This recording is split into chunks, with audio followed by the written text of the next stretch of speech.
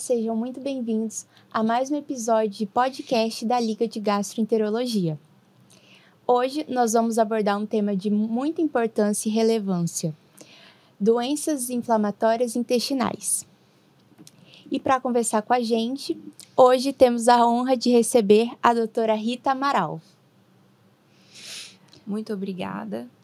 É um prazer estar aqui com vocês hoje, falando um pouquinho desse tema tão relevante na prática clínica da gastroenterologia, mas também devido ao aumento da prevalência, da incidência, desse tipo de patologia, eu acho que a tendência é ser cada vez mais importante discutir isso por abranger não só a gastroenterologia daqui a um tempo, mas todas as especialidades clínicas, né?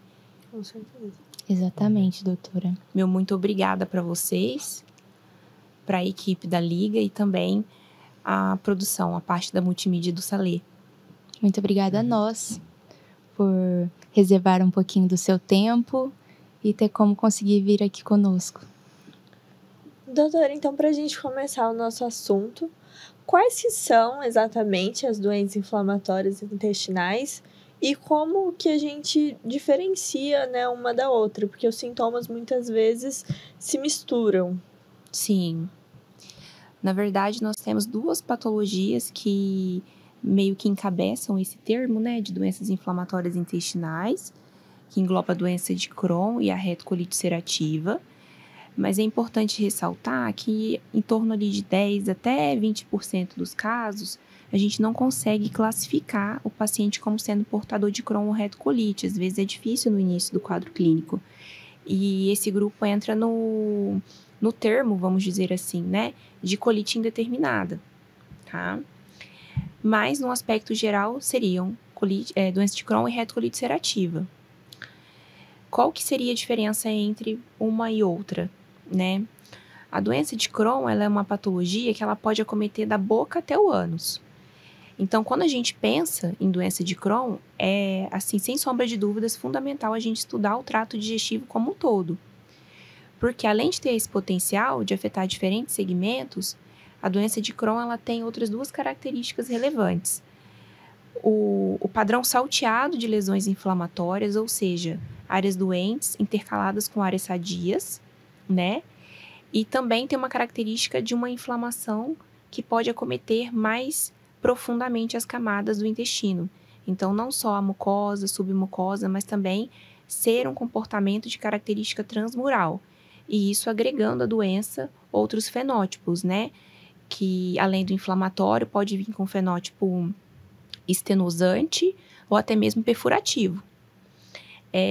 Já a retocolite ulcerativa, eu costumo até explicar para os pacientes assim, meio que respeita o nome, retocolite. Então, você tem um processo inflamatório que começa obrigatoriamente no reto, que pode se restringir no reto, num padrão ali de retite, de uma proctite isolada, mas também pode ir subindo ao longo do intestino grosso, caracterizando uma colite esquerda ou mesmo uma colite com acometimento de todo o intestino grosso, que a gente também denomina como uma pancolite, Então, sempre tem essa parte que é bem marcante na retocolite ulcerativa. Começa no reto e pode ir subindo. Não tem como você ter uma região do intestino grosso lá no meio inflamado, sem o reto estar afetado, E diferente do Crohn, que tem essa característica mais invasiva na própria parede do intestino, a retocolite ela é mais superficial.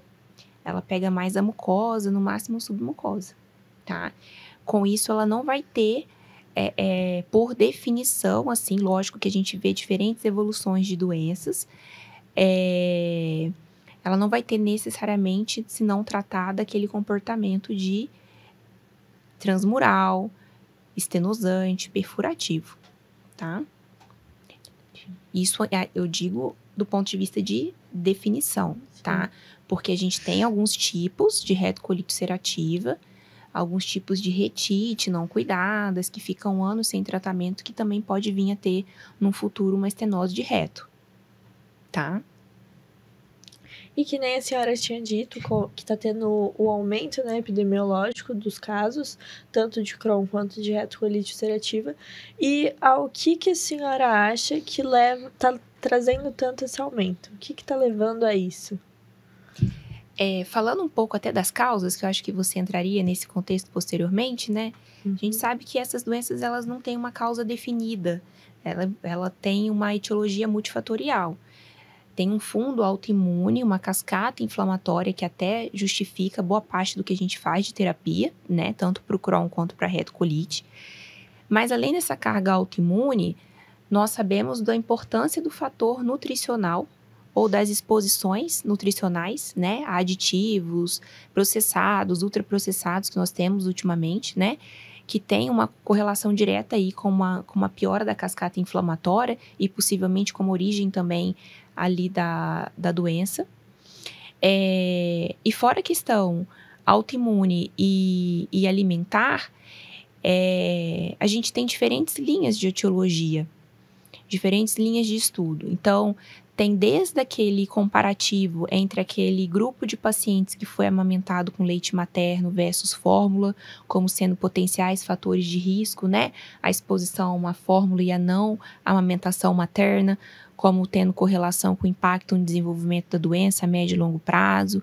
Até estudos hoje em dia que vem crescendo bastante na nossa área, que passa um pouco com essa questão alimentar, mas a exposição a microplásticos, exposições de diferentes tipos de substâncias, que vai até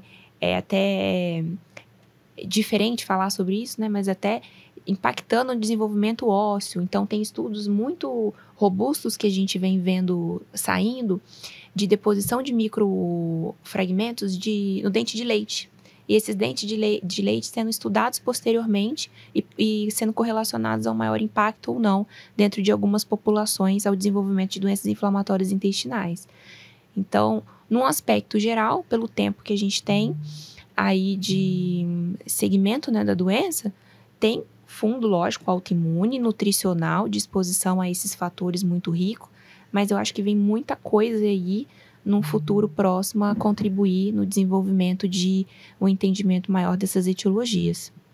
E até porque, né, hoje em dia, com o desenvolvimento dessas grandes revoluções industriais, né, o ser humano, cada dia mais está tendo menos tempo de se alimentar corretamente, de fazer uma alimentação saudável.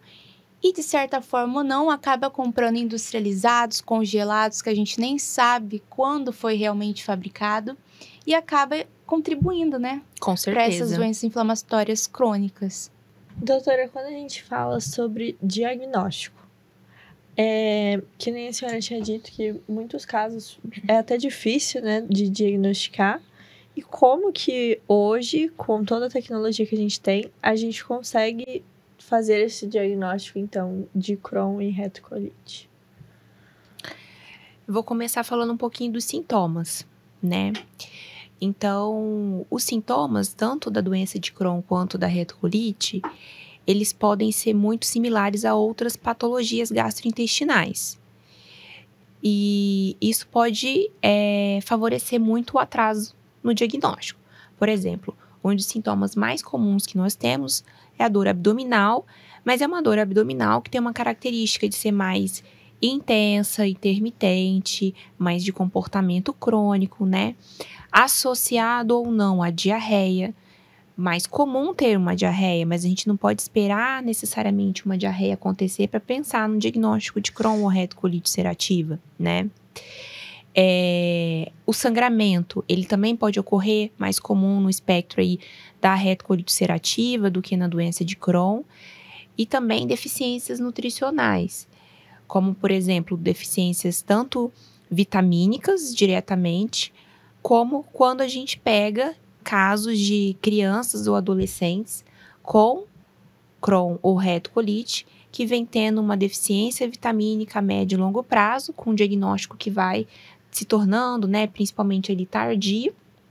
Esse paciente, ele tende a peregrinar por várias especialidades até realmente ter um fechamento do quadro clínico. E, sobretudo, nesse grupo de crianças e adolescentes, a gente vê também um atraso no desenvolvimento, né? Um desenvolvimento físico, um desenvolvimento estatural, propriamente dito, né?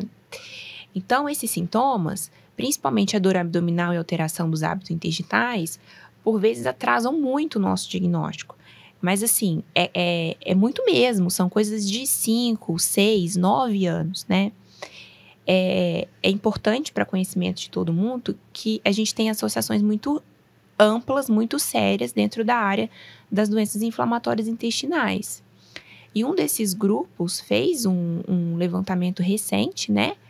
Comparando o tempo de atraso, né, de diagnóstico que a gente tem dessas patologias, inclusive correlacionando se isso é uma dificuldade de acesso, né, ou seja, aquele paciente que está num ambiente de SUS, ele tem mais dificuldade de diagnóstico do que aquele paciente que está num sistema privado de saúde, e não necessariamente. É difícil, existe um atraso de diagnóstico em todos os tipos de serviço, seja público ou seja privado. Então, boa parte é devido a essa questão dos sintomas, né? Ser correlacionados, por vezes, a outras etiologias, intolerâncias alimentares, muitas vezes síndrome do intestino irritável, e assim vai, que, por vezes, estão correlacionadas, né? O paciente pode ter Crohn e retocolite, que é o que eu costumo explicar para os meus pacientes. Mas ele pode ter síndrome do intestino irritável também. Ele pode ter uma intolerância alimentar também. Não é exclusivo ter uma condição ou outra. Então, sempre a gente tem que ficar um pouco cabreiro e se guiando pelos sinais de alarme, sobretudo, né? E aí, sempre pensar nos métodos de diagnóstico, na importância da colonoscopia, uma colonoscopia completa. O que eu quero dizer com isso? Que vai do reto e estuda até o ilho terminal, ou seja, aquela colonoscopia que consegue ultrapassar a válvula ileocecal, acessar o ilho, e geralmente esses pacientes com evolução, com uma diarreia crônica, é de fundamental importância a gente orientar o médico que vai estar executando o exame o motivo pelo qual a gente está pedindo. Olha, doutor, estou te encaminhando por conta de uma diarreia crônica, eu suspeito de uma retocolite, ou eu suspeito de uma doença de Crohn. Então, eu preciso que seja feito biópsia de todos os segmentos colônicos, que isso é fundamental quando a gente está fazendo uma investigação de diarreia crônica, tá? Às vezes, associado nesse time também a endoscopia, né? E, sem sombra de dúvida, quando a gente quer executar o diagnóstico de doença de Crohn, ou complementar quando a gente já tem essa suspeita, com o exame do meio do caminho. Por quê? Eu explico aos pacientes, endo e colon elas não se encontram, então a gente precisa de um exame que englobe a avaliação do intestino delgado, que é o intestino fino, né? Para eu saber se esse paciente ele tem um processo inflamatório também de delgado, ou é uma doença exclusiva só de ilho e cólon, né? É aonde entra a enterotomografia, ou a enteroressonância, ou, dependendo das condições, né, a cápsula endoscópica, que consegue trazer essas informações para a gente, tá? Isso, o estudo de todo o trato digestivo vai ser fundamental no Crohn. Aí, na retocolite, quando a gente tem muita certeza que seja uma retocolite, talvez a gente pode se pautar para início de tratamento só na colonoscopia, tá? Ok. E doutora, quais são hoje em dia as classes de medicamentos que a gente mais consegue utilizar, que são mais utilizadas no tratamento? Importante a gente separar aí as doenças, né? Então, falando um pouquinho da questão da doença de Crohn, né? A doença de Crohn, até um tempo atrás, a gente tinha uma tendência em ir tratando por escalas. O que eu quero dizer com isso? Começar com um tratamento, talvez, lógico, a depender do quadro clínico do paciente, mais leve, passar por um tratamento com um imunossupressor, para depois tentar pensar numa terapia imunobiológica. Hoje, a gente já não pensa mais assim. Então, no tratamento da doença de Crohn, a gente pode até utilizar a corticoterapia para uma resposta, um controle inflamatório mais imediato, né? Para apagar o fogo ali, mas já pensando num plano B, né? E esse plano B, ele não pode se pautar, isso é de fundamental importância, ainda mais vocês que vão começar na prática clínica, não pode se pautar em Crohn no tratamento com os aminosalicilatos. Isso caiu por terra. Então, a gente não usa sulfasalazina, mesalazina mais para tratar doença de Crohn. Seja qualquer tipo de classificação desse Crohn, tá? Então, a gente tem uma tendência muito maior hoje, muito mais liberal no tratamento inicial já ser com terapia imunobiológica, visto que não tratar meio que com tudo neste primeiro momento pode ser um tempo perdido muito importante para a gente no futuro, tá? Ou seja, a gente pode retardar o tratamento completo desse paciente, gerar sequela intestinal, favorecer que essa inflamação não seja tratada por completo e, consequentemente, desenvolvimento de estenose, eventualmente de fístula ou manifestações perianais. Então, acho que isso tem que ficar muito bem marcado. Você tem uma doença de Crohn, então não é mais aquele tratamento de escadinha. Você não usa mais mesalazina nem sulfasalazina. Não usa para tratar esse doente. Usa-se corticoide num primeiro tempo, quando se pensa, e, em alguns casos, imunossupressor, mas tem um papel cada vez mais importante a terapia imunobiológica. Aí, na retocolite ulcerativa, a gente também, dentro do grupo da retocolite ulcerativa, se pauta nas classificações. Ou seja, a gente está falando de uma proctite, de uma retite, uma doença mais limitada. Nós estamos falando de uma colite esquerda, uma pancolite. Isso vai já nos guiando até na gravidade do paciente que a gente vai estar ali, né, à frente. Se a gente está dentro de uma proctite leve a moderada, uma retite leve a moderada, talvez para esse paciente eu possa usar só o supositório de mesalazina, tá? Aí ele já tem um papel, o aminosalicilato para mim. Então, o supositório de mesalazina talvez vai dar conta do processo inflamatório leve a moderado, tá? Agora, se eu já tenho uma colite esquerda, uma pancolite, a gente já começa a evoluir. Além da questão da mesalazina oral, que vai ser necessária, talvez a gente precise da mesalazina supositório. Eventualmente, se for um padrão desse processo inflamatório, já de moderado a severo, o imunossupressor e o imunobiológico, tá? Sempre ressaltando também que essa avaliação, além da classificação do paciente, quanto à extensão da doença, quanto à classificação dos sintomas, ou seja, esse é leve, moderado ou acentuado, né? A gente tem classificações validadas, né, para lidar com esses tipos de paciente. A gente sabe, vocês também têm isso, né, esse entendimento dos doentes que têm prognósticos mais graves, ou seja, aquele paciente com retocolite do sexo masculino, de uma idade mais jovem, que já tem, às vezes, uma apresentação com uma característica cirúrgica, que tem o histórico de uma colite por citomegalovírus sobreposta, ou uma colite por clostridio. A gente muda completamente o olhar quanto a esse doente. A gente não pode ficar perdendo tempo com mesalazina ou imunossupressor. Ele é um paciente, sem sombra de dúvida, para terapia imunobiológica, tá? Doutora, e quanto ao desempenho dessas medicações, elas conseguem curar essas doenças ou elas só conseguem retardar elas? A gente não tem cura, né, nas doenças inflamatórias intestinais. O tratamento tanto do Crohn quanto da retocolite é um tratamento crônico, né? Esses pacientes, possivelmente, eles vão ser expostos a várias linhas de terapia ao longo da vida, porque também a gente vai tendo um tempo de resposta a esses tratamentos.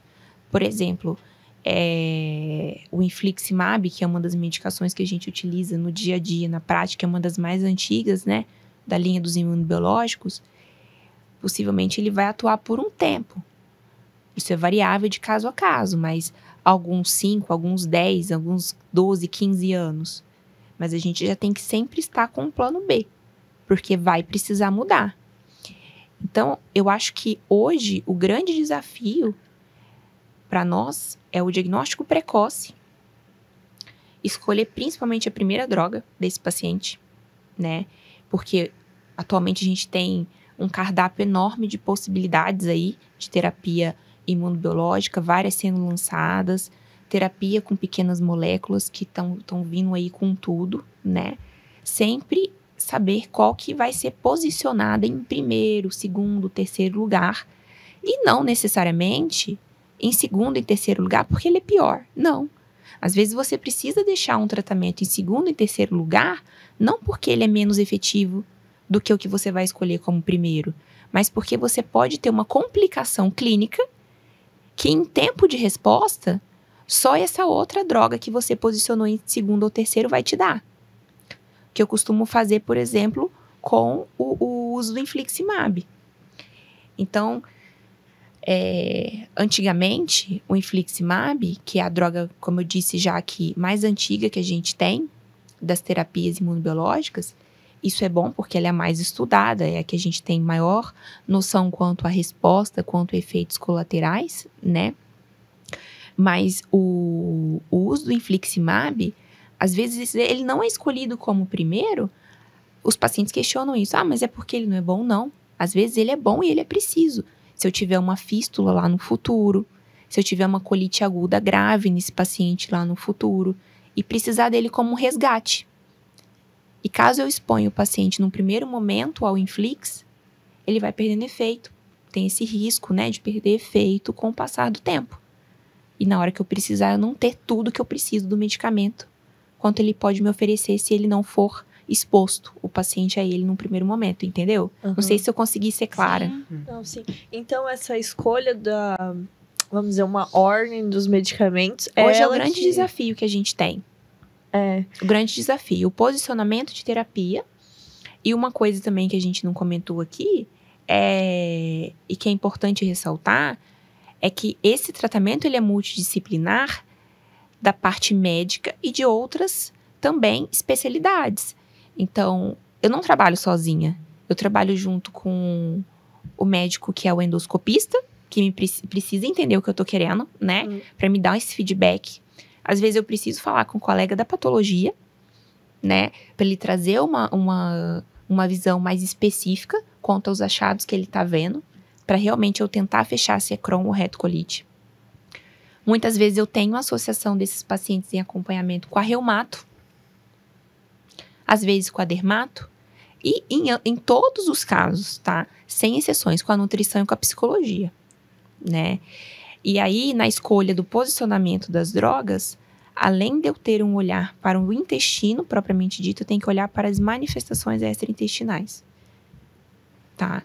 Que às vezes eu tenho o intestino com manifestação articular, então eu tenho que combinar uma terapia com a reumato, que pegue as duas doenças. Às vezes eu tenho o intestino doente junto com uma manifestação dermatológica, que às vezes eu tenho que escolher uma terapia que ajude para mim e para derma, tá? E isso é bem desafiador. Doutor, uma pergunta.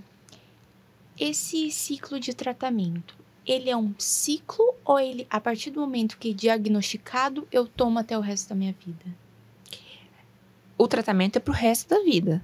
Talvez não com a mesma medicação. Por conta desse tempo que a gente tem do organismo, dessa via responder àquele tipo de, vamos supor, imunobiológico. Tá? Doutora, como você decide qual imunobiológico você vai usar em cada paciente? É por essa análise que você falou de... Então, tem a situação, isso é complexo. Por quê? Vou te falar o que passa na minha cabeça, e é o que eu explico quando eu tô na frente do paciente, como que eu vou fazer isso. Classificação da doença. Então, é um paciente que tem fatores de riscos maiores, qual que é a doença, é Crohn ou retocolite, qual que é a classificação dela a nível clínico e a nível endoscópico, né? Esse paciente, ele tem manifestações extraintestinais ou não, tá? Tem manifestações perianais ou não, já foi operado ou não. Então, isso é uma avaliação dentro do meu consultório, né? Mas eu também tenho que olhar uma variável que é de fundamental importância, que é o acesso. Acesso ao quê? Ao tratamento. Então, às vezes, eu posso estar frente a um paciente que ele não tem plano de saúde. E aí entra a possibilidade de tratá-lo só com o que está disponibilizado a nível PCDT de cada patologia. Então, nós temos documentos que são liberados, né, através do SUS, que são os PCDTs, né? Então, para Crohn tem um, para retocolite tem outro, onde em cada um deles tem a listagem de medicamentos, os quais eu posso estar trabalhando através do acesso desse paciente a essas medicações via alto custo, tá? Isso é uma via. Então, geralmente, por esta via, eu tenho uma possibilidade menor de linhas de tratamento. Não quer dizer que são possibilidades ruins. Não, jamais. Muito pelo contrário. Mas eu tenho algumas limitações, sim. Não vou falar que eu não tenho. E tem aquele paciente que, por vezes, tem já um plano de saúde. E, através do plano de saúde, aí a gente muda a regra do jogo. Por quê? A gente vai seguir o que está descrito no rol da ANS. Não é mais o documento do SUS, é o rol da ANS, que por vezes nos contempla medicamentos que são além dos contemplados via SUS. Mais ou menos, só para vocês terem uma ideia, talvez a gente tenha acesso a umas 2 até 3 terapias a mais do que no cenário do SUS, através do plano de saúde, tá? Então, na escolha, envolve tudo isso. E, sem sombra de dúvida, não menos importante, a participação do paciente, né? Por quê? Quando tem essa possibilidade de falar com o paciente também sobre isso, eu comento, olha, a gente pode ir para um tratamento que é comprimido, a gente pode ir para um tratamento que é venoso, onde você vai ter que se dirigir a um centro de infusão dentro de tal regularidade, e a gente pode ir para uma terceira via, que é um tratamento subcutâneo, que por vezes você pode estar aplicando na comodidade do seu domicílio, né? Isso tem que ser discutido com o seu paciente, desde que seja possível essa escolha. A senhora sente que tem boa adesão dos pacientes ao tratamento que é proposto para eles, seja qual for, ou você acha que ainda não tá bom? Geralmente, quando eles chegam a ter o diagnóstico de Crohn retocolite, tem um atraso muito grande. Então, eles já estão sofrendo há muito tempo com dor abdominal e sintomas gastrointestinais, diarreia, constipação, né?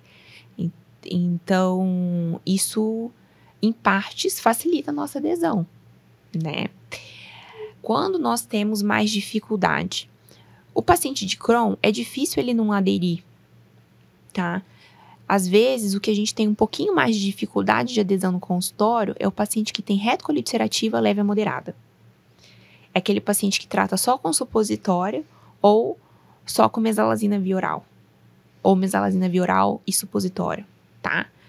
Porque é uma doença teoricamente mais leve. Teoricamente, eu vou falar por quê no segundo momento. Que por vezes você tá ali com dor abdominal, diarreia, sangramento. Começa com a terapia com mesalazina, tem uma melhora rápida dos sintomas, porque eu não quero dizer que tá tendo uma remissão endoscópica, tá? E o paciente suspende a medicação. E aí vem aquele ciclo. Daqui a alguns meses volta com quadro clínico, retorna com medicamento, às vezes até por conta própria, fica bem, aí suspende.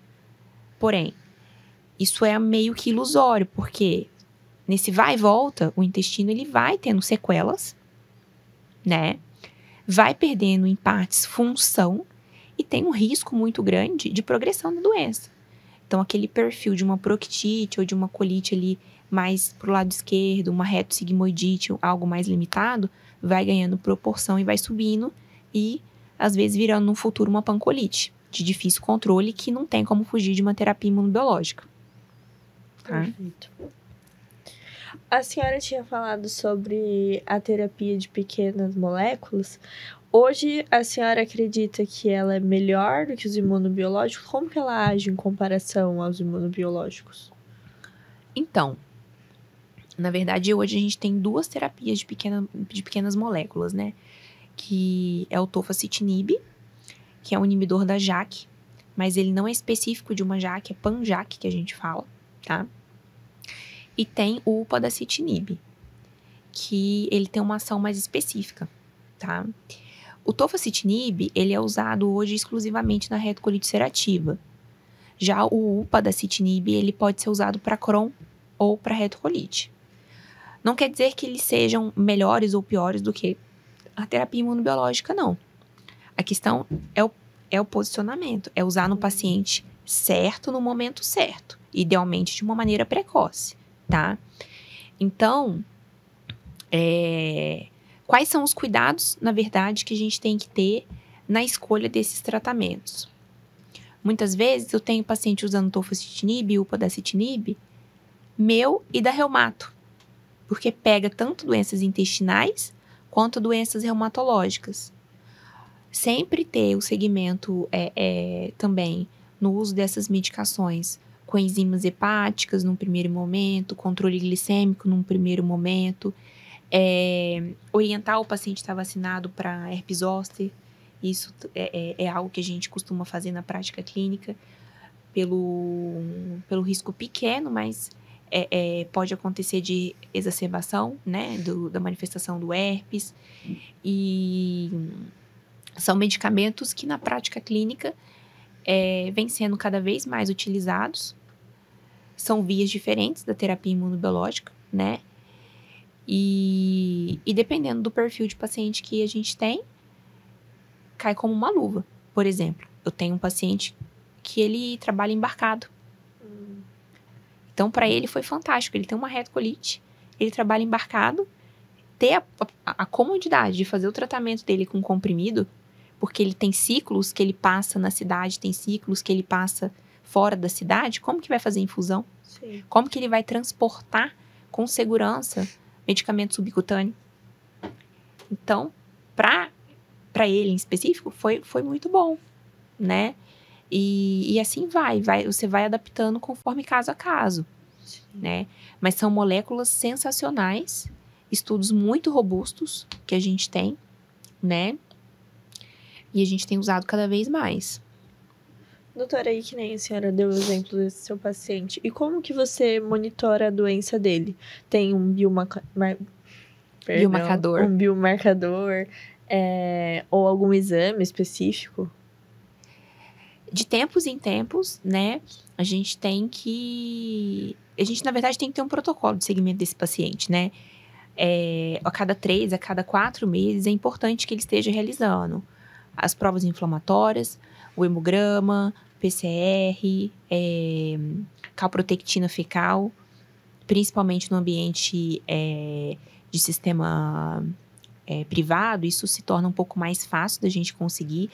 Mas mesmo assim, até que aqui na região, num aspecto geral, mesmo o paciente que é do ambiente do SUS, ele sabe da importância, você conversando do exame, e investe no exame da calprotectina, sabe?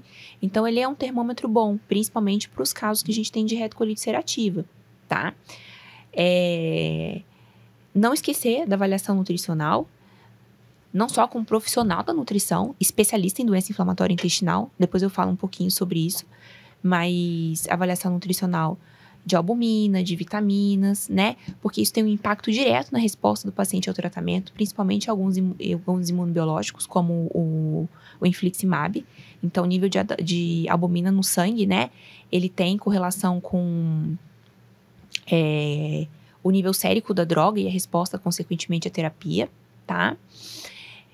E isso com uma certa regularidade, né? A cada 3, a cada 4 meses, as provas inflamatórias e calprotectina, e a avaliação nutricional a cada 6 meses, a depender se o paciente estiver indo bem, a cada um pouquinho mais espaçado, junto com rodar todas as vitaminas, né? As principais, por exemplo, avaliação do ferro, ferritina, a parte de vitamina B12, de ácido fólico, de zinco, vitamina D, que vem também aí nesse pacote, tá? E a colonoscopia, ela é fundamental, tá? Isso, pelo menos, para você, isso vai variar conforme o paciente que você tem no consultório, ou seja, você teve um primeiro diagnóstico, tem uma colonoscopia no tempo 0. Dependendo, você vai ter que refazer essa colonoscopia de uma forma mais precoce, em coisa de poucos meses, até para você saber como que tá indo a evolução do seu tratamento, para você não ficar pautado só em marcador inflamatório e calprotectina. Lógico, no mundo ideal, nem sempre a gente tem esse acesso, mas o correto seria isso, ou seja, tá tendo resposta ao que eu tô fazendo realmente, do ponto de vista de mucosa, né? Do ponto de vista de anatomia patológica, tá tendo remissão endoscópica desse paciente ou não? Para você ver para que lado que tá indo, né? Tem esse papel da colonoscopia num tempo assim, pós o diagnóstico, de um intervalo mais curto, e tem aquelas colonoscopias que vão sendo feitas e programadas de controle, tá? Então, aquele paciente que já tem anos de doença, que a cada um ano e meio, a depender de caso a caso e de fatores de risco, que você tem que se, né, lembrar de fazer e propor para ele.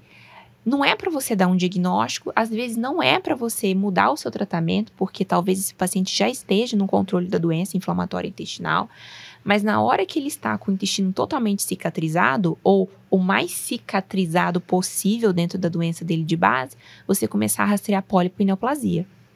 Pólipo e displasia.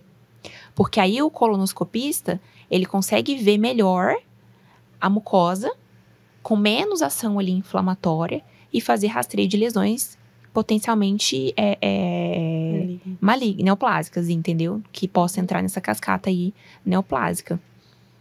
Tá? E doutora, a senhora aposta em algum tipo de tratamento que futuramente possa ser mais promissor relacionado à doença inflamatória? A gente tem excelentes drogas hoje. O que acontece é que o paciente não é único, né? Então, o paciente com doença inflamatória, idade, extensão da doença, manifestações extraintestinais, faz cada um ser um, né? Então, a gente tem que dar o diagnóstico mais precoce possível, tratar com a droga certa no paciente certo. Não tem uma droga igual para todo mundo, tá? E não tem um tratamento que seja mais promissor do que o outro. O que eu acho que vai ser muito importante no futuro próximo é que talvez a gente tenha o conhecimento da cascata inflamatória que cada um desenvolve. Ou seja, aquele paciente X, ele tem uma via inflamatória mais com aquela característica. Então, para ele vai ser melhor o infliximab. Então, isso do ponto de vista de estudos genéticos, né? Ou outros tipos de biomarcadores. Ah, não, aquele paciente Y, ele tem uma cascata mais voltada para aquele tipo de perfil. Então, talvez é o vedolizumab para ele que vai ser melhor. Então, não seria uma droga melhor que a outra, mas talvez a droga para o paciente certo, a gente conseguir entender isso de uma maneira mais clara, com exames que talvez num futuro próximo, com o desenvolvimento aí da medicina, a gente consiga ter essa visão pelo entendimento da cascata inflamatória de cada um. Certo. Entendeu? Doutora, chegando já ao final, qual é a sua principal mensagem que a senhora gostaria de deixar para as pessoas, né, para os pacientes, para se conscientizar sobre a doença inflamatória intestinal atualmente? A importância do diagnóstico precoce. Então, dor abdominal, diarreia com comportamento crônico ou qualquer outro tipo de alteração de padrão intestinal, sangramento, deficiência vitamínica que não tem uma etiologia, uma causa definida, é de fundamental importância ser aprofundado esse diagnóstico, né? Ser repensado ou mandar para o especialista que mexa com doença inflamatória intestinal, né? Para poder enxergar isso com um outro olhar, tá? E a gente não parar nessa questão, é síndrome do intestino irritável. Pode ter síndrome do intestino irritável e doença inflamatória intestinal. Então, se você está tratando para síndrome do intestino irritável ou para uma intolerância alimentar e seu paciente não está melhorando, tem que rever, né? Para não perder esse time. Então, acho que a mensagem principal hoje, o nosso grande desafio é o diagnóstico precoce. Muito obrigada, doutora. Foi uma conversa riquíssima. Eu que agradeço. Agradeço muito pela presença. É um tema muito extenso. Sim. Então, a gente tenta agregar aí o máximo possível nesse tempinho aí que nós temos. Muito obrigada. Obrigada.